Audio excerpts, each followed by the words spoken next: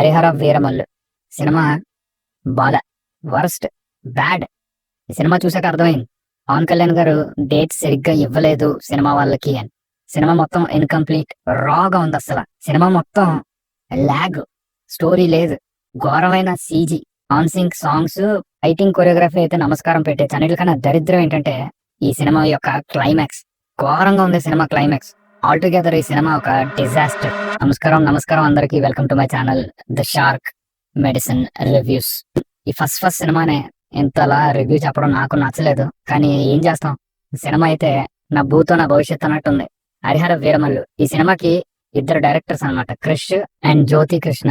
Creative differences వల్ల క్రిష్ వెళ్ళిపోయారు, తర్వాత జ్యోతి కృష్ణ టేక్ ఓవర్ చేశారనమాట. ఈ సినిమాలో క్లియర్ గా డిఫరెన్స్ తెలుస్తుంది మీకు. ఫస్ట్ హాఫ్ లో స్టార్టింగ్ లో సినిమా వేరు అండ్ లేటర్ సినిమా వేరు. ఫస్ట్ హాఫ్ లో ఉన్న క్వాలిటీ సెకండ్ హాఫ్ లో లేదు, కనిపించదు. జ్యోతి కృష్ణ ఎవరు అని ట్రాక్ రికార్డ్ చూస్తే పెద్ద డైరెక్టర్ ఏం కాదు. గతంలో ఆక్సిజన్, రూల్స్ రాజన్ అని ఇలా సినిమాలు తీశారు ఆయన. అయితే ఆ సినిమాలు కూడా పెద్ద ఏం బాగో. ప్రత్యేకించి ఈ సినిమా గురించి మాట్లాడుకుంటే డైరెక్టర్ యొక్క ఇన్ఎక్స్పీరియన్స్ తెలుస్తుంది అనమాట. అయితే Harihara Veeramallu cinema story line ఏంటి అంటే, ఇది ఒక ఫ్రిక్షనల్ స్టోరీ అనమాట. ఈ స్టోరీ 17th సెంచరీలో జరుగుతుంది. వీరమల్లు అనే క్యారెక్టర్ ఒక రెబల్, ఒక రాబిన్ హుడ్ టైప్ అనమాట. డబ్బున్న చెడ్డోళ్ళ దగ్గర దోచుకొని పేదవాళ్ళకి పెడతా ఉంటాడు అనమాట.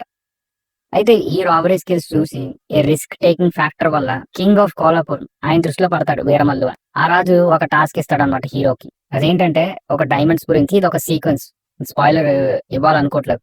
అయితే దాని తర్వాత మెయిన్ ప్లాట్ సినిమాకి ఏంటి అంటే, కుతుబ్ షా వీరమల్లుకి ఒక టాస్క్ ఇస్తాడనమాట. అదేంటి, కోహినూర్ ని ఔరంగజేబ్ పికాక్ థ్రోన్ నుంచి తీసుకొచ్చి కుతుబ్ షాకి ఇవ్వాలి.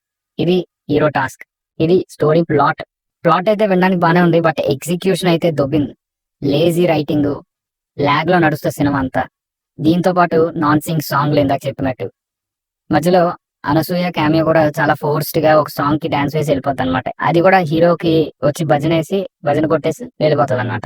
అయితే నెక్స్ట్ మాట్లాడుకోవాల్సిన టాపిక్ CG VFX గురించి. ఈ సినిమా బడ్జెట్ వచ్చి రిపోర్ట్స్ ప్రకారం 250 to 300 crores అంట. పవన్ కళ్యాణ్ గారి మోస్ట్ ఎక్స్పెన్సివ్ ఫిలిం ఇది. బట్ సినిమాలో ఆ రేంజ్ CG ఉందా అంటే లేదు. ముఖ్యంగా నాకు నచ్చిన ఆస్పెక్ట్స్ ఏంటంటే, అందులో రెడ్ ఫోర్ట్, చార్మినార్ CGలు బాగున్నాయి. అయితే నా పర్సనల్ ఫేవరెట్ వచ్చేసి మచిలీపట్నం సీక్వెన్స్. ఇది మన history, more than 2000 years plus చరిత్ర ఉంది ఈ మచిలీపట్నం పోర్ట్. ఇక్కడ నుంచే ఏన్షియంట్ మ్యారిటైమ్ ట్రేడ్ జరిగేది. పెద్ద పోర్ట్స్, పెద్ద trading centres, Rome, China, Persia ఇలా సెంటర్స్ కి ట్రేడ్ జరిగేది. మేజర్ ట్రేడింగ్ హబ్ గా ఉండేది మన కృష్ణా జిల్లాలో ఉండే మచిలీపట్నం పోర్ట్ హిస్టరీ. అయితే సినిమాలో ఏం చూపించలేదు, ఇర్రెలెవెంట్ కూడా. ఏం చెప్పాల్సిన అవసరం లేదు, జస్ట్ అది ఒక లొకేషన్ లా వాడారు. అక్కడ సీనరీ మాత్రం చాలా బాగుంది. అది ఫస్ట్ హాఫ్ లో వస్తుంది. ఫస్ట్ హాఫ్ స్టార్టింగ్ లో ఈ సీక్వెన్స్ తర్వాత సినిమా అంతా అలా గ్రాఫ్ పడిపోతాను. నచ్చలేని విషయాల గురించి ఒకసారి చెక్ చేద్దాం అన్న. అదేంటో తెలుసా, ఫస్ట్ హార్స్ రైడింగ్. ఈ సినిమాలో హార్స్ రైడింగ్ సీక్వెన్సెస్ చాలా ఉంటాయి కాబట్టి కొద్దిగా జాగ్రత్తగా చెయ్యాలి అలాంటి. కానీ హార్స్ రైడింగ్ సీక్వెన్స్ అబామినేషన్, దారుణం అనమాట. క్లియర్ గా హార్స్ CG అని తెలిసిపోతుంది. జస్ట్ ముందుకి వెనక్కి ఊగుతారు అనమాట. క్లియర్ గ్రీన్ స్క్రీన్ కనిపిస్తుంది. ఇలా గానీ తెలిసిపోతే ఇంకా సినిమా మీద ఏం ఇంట్రెస్ట్ వస్తుంది, సినిమాతో ఎలా కనెక్ట్ అవుతారు.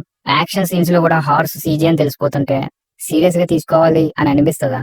తర్వాత మాట్లాడుకోవాల్సింది ఫైటింగ్ సీన్స్ అనమాట. ఫైట్స్ చాలా ఫోర్స్డ్ గా ఉంటాయి అనమాట. కెమెరా అటు ఇటు తిప్పేస్తారు. ఫర్ ఎగ్జాంపుల్ ఇప్పుడు ఒక పంచ్ కొడుతున్నాం అనుకోండి, ఆ పంచ్ డెలివరీ సరిగ్గా చూపించవు, బట్ కంగారుగా ఈ సినిమాలో చూపిస్తారు అనమాట. కంగారుగా ఎగురుతాడు, కొడతాడు, అవన్నీ అసలు సరిగ్గా చూపించరు. కొన్ని సీన్స్ లో అయితే పవన్ కళ్యాణ్ గారి డూబ్ అని క్లియర్ గా తెలిసిపోతా ఉంటది అనమాట. బ్యాక్ సైడ్ చార్మినార్ ఫైట్ లో స్పియర్ పట్టుకుంటాడు హీరో. క్లియర్ గా స్పియర్ CG అని తెలిసిపోద్ది అనమాట. ఇలా చేతి ఇలా పట్టుకుంటూ ఉంటాడు ఆయన. ఇంక ఇలాంటి సీన్స్ చూడటం వల్ల అసలు యాక్షన్ సీన్స్ చూడాలని ఇంట్రెస్ట్ కూడా పోద్దు. ఆ ఫైట్ అసలు సీరియస్ గా తీసుకోవాలని అనిపించదు. ఒక సీక్వెన్స్ ఉంటది అనమాట సినిమాలో. హీరో బ్యాచ్ ఢిల్లీకి బయలుదేరతారు. ఇక్కడ CG ఫైట్ ఉంటది.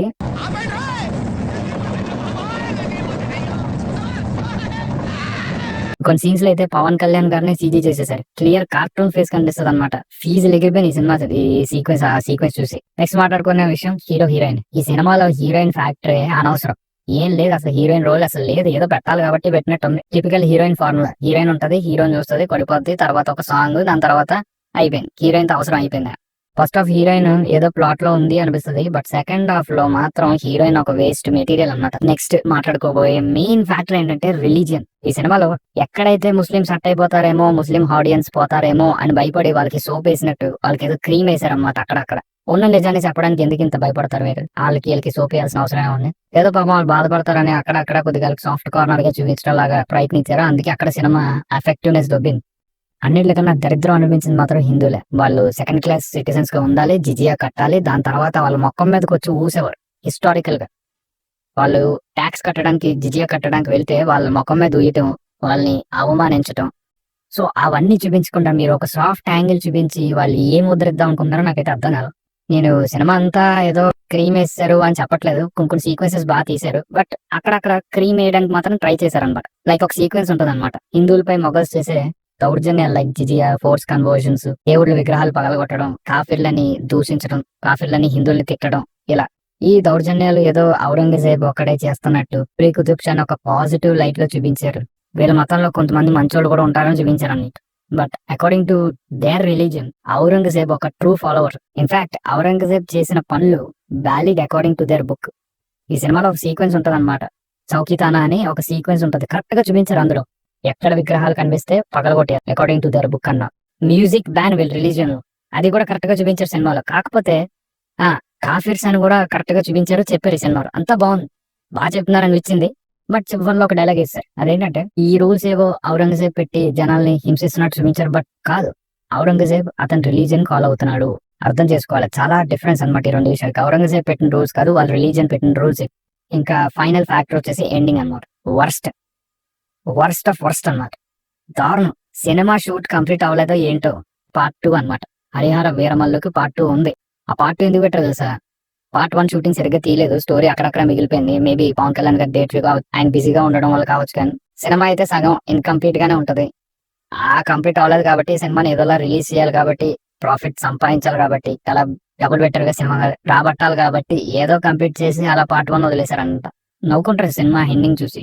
చాలా ఘోరంగా నవ్వు వస్తుంది. సంబంధం లేకుండా ఉంటది. ఆ సీజీ చూస్తేనే ఎటకారంగా ఉంటుంది. ఎండింగ్ ఏం లేదు. డైరెక్టర్ తెలియదేమో డైరెక్టర్ కూడా ఏం చేయాలి, ఎండింగ్ ఎలా ముగించాలి ఈ సినిమాని.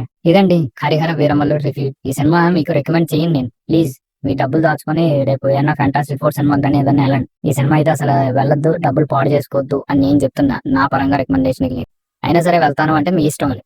ఆడియన్స్ పై అసలు రెస్పెక్ట్ లేదనమాట. సినిమా చూసాక నాకు అర్థమయ్యింది.